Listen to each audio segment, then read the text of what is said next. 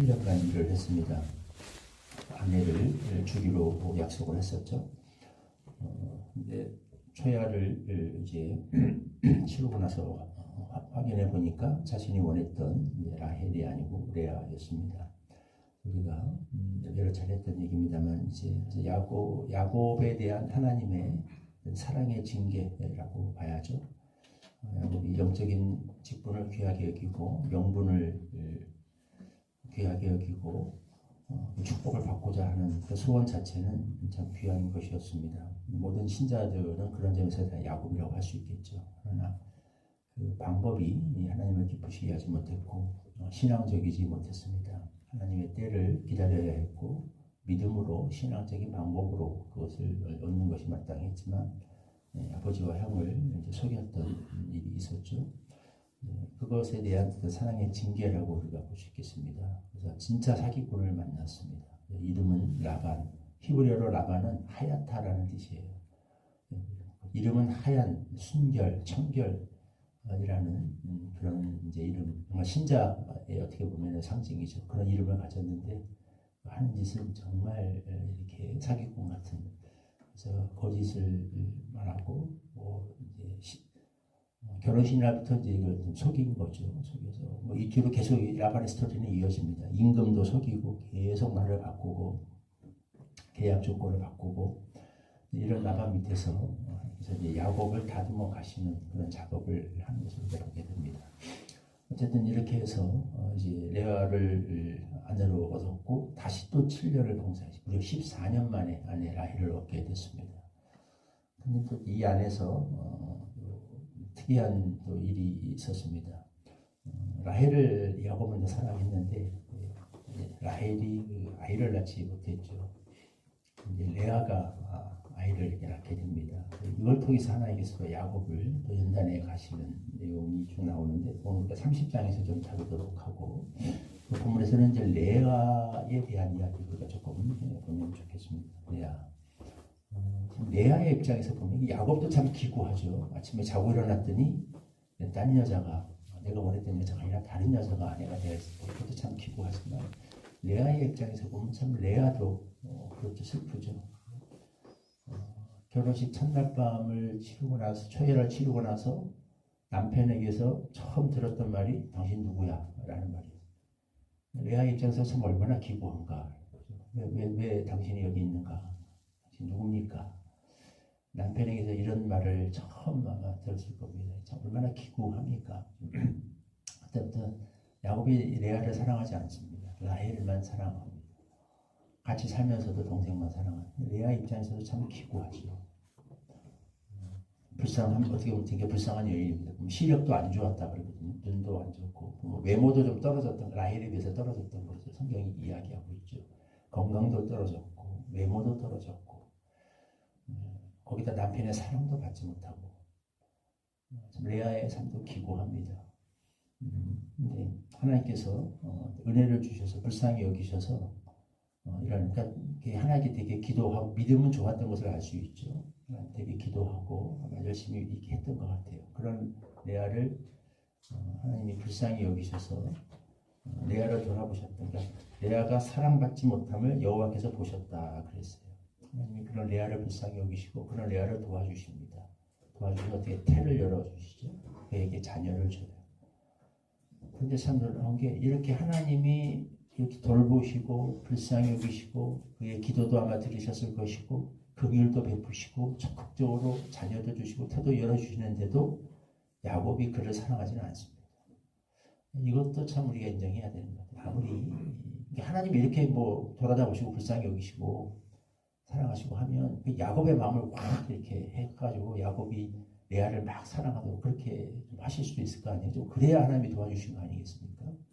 하나님이 명색이 도와주셨는데 근데 끝까지 이건 안 되고 하나님이 아무리 도와주셔도 레아는 야곱의 사랑을 받지는 못해요.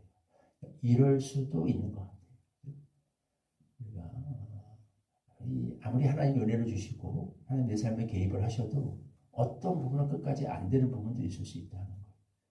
근데 그렇다고 해서 나는 버림받은 사람은 아니라는 거예요.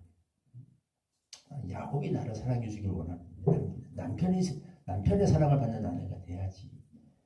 참 여인으로서 기구한 거 아니겠습니까? 근데 끝까지 레아는 이 문제가 해결이 안 돼요. 하나님이 아무리 개입하셔도. 근데 여인으로서 남편의 사랑을 그 행복한 가정 여인으로서 아내로서 남편의 사랑을 받는 이런 축복은 받지 못합니다. 그럴 수도 있다라는 거. 그렇다고 해서 하나님이 레아를 사랑하지 않은 건 아니라는 거예요. 하나님이 레아를 사랑하셨고 그의 아픔을 돌보셨고 그래서 그에게 태를 열어주셔서 다른 방법으로 축복을 계속 해주십니다. 우리가 이것도 하나님의 역사 속에서 일어날 수 있는 거구나라는 것을 이제 받아들이고 영접을 해야 되는 것 같습니다. 이럴 수도 있다라는 거예요. 그래서 레아가 처음엔 되게 애를 쓰죠. 하나님이 이렇게 이번에 은혜를 주셨으니까 이제는 야곱이 내게로 돌아오겠지. 첫째를 낳고 둘째를 낳고 셋째를 낳고 계속 이렇게 해도 그런 일은 일어나지 않습니다. 어느 순간 놀라운 변화가 일어나죠. 그럼 이러면 진짜 비참해지고 낙심해질 수 있을 것 같은데 어느 순간 유다가 태어난 순간에 이름을 바꿉니다. 그 전까지는 계속 처음에 아들을 낳았을 때 르우벤은 이제 보라 아들이다라는 거예요. 그리고 보라 벤 아들이다. 드디어 아들을 낳았으니까 이제 뭐예요? 남편이 나를 사랑하겠지. 아니, 안 이루어집니다. 둘째, 시므온은 이제 듣다, 샤마 히브리어로 듣다라는 뜻입니다. 하나님이 내 기도를 들으셨다. 그러니까 얼마나 간절히 기도했겠어요. 간절히 기도해서 하나님이 드디어 기도의 응답을 해줬어요. 기도의 응답을 받았으니 이제는 남편이 나를 사랑하겠지. 아니요. 그래도 그런 일은 일어나지 않습니다. 그럴 수 있다. 레위 셋째 아들 낳고 레위 동반하다 동행하다라는 뜻이에요. 남편이 나와 함께 해주기를 원했으면 이런 기도를 했겠어요. 이제는 하나님이 이렇게까지 기도의 응답을 해주셨는데 이제는 그렇게 되겠지.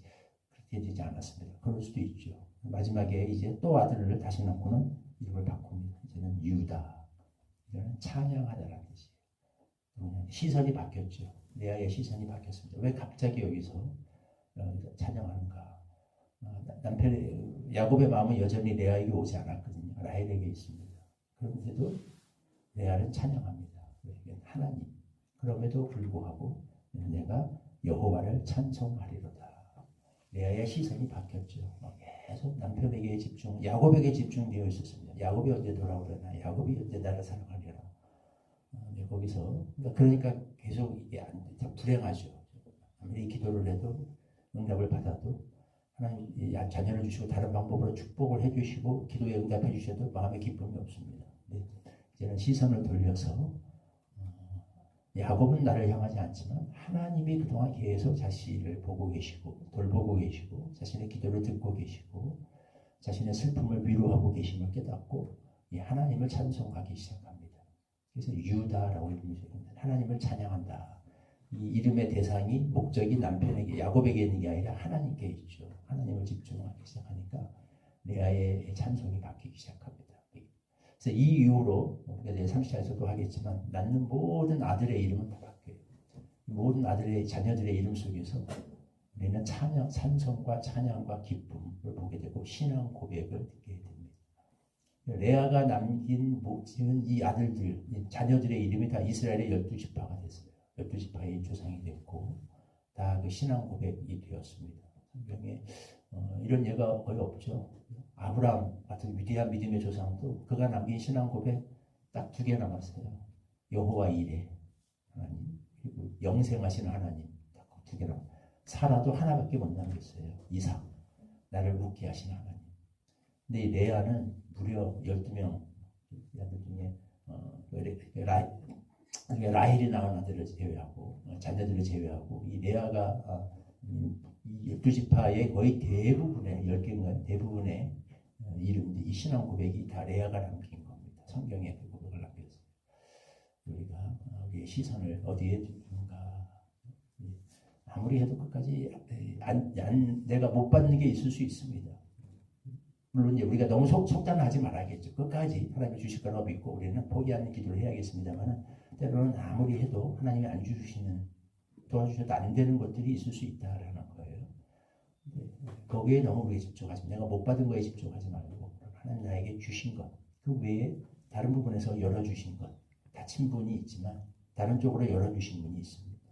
야곱의 마음은 닫혔지만 레아의 태는 열렸어요. 하나님이 열어주신 것들이 있어요. 그걸 바라볼 때 우리는 하나님을 찬양할 수 있습니다. 어떤 상황 속에서도 찬송하리로다. 우리 고백이 이렇게 될 때 레아가 가졌던 많은 그 불행한 핸디캡들, 외모도 동생에게 떨어졌고 건강도 안 좋았고 남편의 사랑도 받지 못하고 그럼에도 불구하고 이런 믿음의 고백을 남겼던 레아처럼 우리도 얼마든지 하나님과 사람 앞에서 아름다운 믿음의 삶을 살아갈 수 있게 되는 거죠. 우리에게 이런 은혜를 허락해 주시기를 기도합니다. 35절 말씀 같이 읽겠습니다. 시작. 그가 또 임신하여 아들을 낳고 이르되 내가 이제는 여호와를 찬송하리로다 하고 이로 말미암아 그가 그의 이름을 유다라 하였고 그의 출산이 멈추었더라.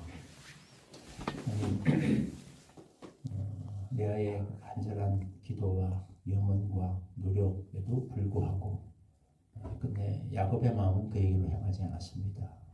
그러니까 아무리 믿음으로 살아도 하나님이 돌보시고 하나님이 은혜를 주시고 하나님이 역사하셔도 이럴 수도 있다는 것을 우리가 받아들이고 영접할 수 있게 하여 주시옵소서. 그러나 그 대신 하나님이 열어주신 태가 있었습니다. 그녀에게 많은 자녀를 하나님이 허락해 주셨고 이들이 다 이스라엘 12지파의 조상들이 되었습니다. 그녀가 남긴 자녀들의 이름이 하나하나가 성경에 남아서 하나님을 찬송하고 이스라엘의 12지파 대대로 이어지는 신앙 고백이 되게 하셨습니다. 그녀가 시설을 야곱에게만 두지 아니하고 하나님께 두었기 때문이었습니다. 아버지 하나님, 우리에게도 이런 믿음을 주시옵소서. 주시지 않은 것, 다친 것 때문에 우리가 낙심하지 말게 하시고 하나님이 주신 것들, 그 가운데서도 열어주신 것들이 있음을 생각하면서 우리의 시선을 하나님께 고정하고 그것을 인하여 우리가 입을 열어 유다, 하나님을 찬송하리로다 고백할 수 있는 믿음의 사람들이 되게 하여 주시옵소서. 그래서 우리가 걸어갔던 모든 자취 하나하나, 그 속에 우리가 남겼던 그 말 하나하나가 후손들이, 또 후대들이, 다음 세대가 보고 따라올 믿음의 자취요 고백들이 되게 하여 주시옵소서. 예수님의 이름으로 기도하옵나이다. 아멘. 488장 1절 부르시고 주님 가르쳐 주신 기도를 읽게 하겠습니다. 이 몸에서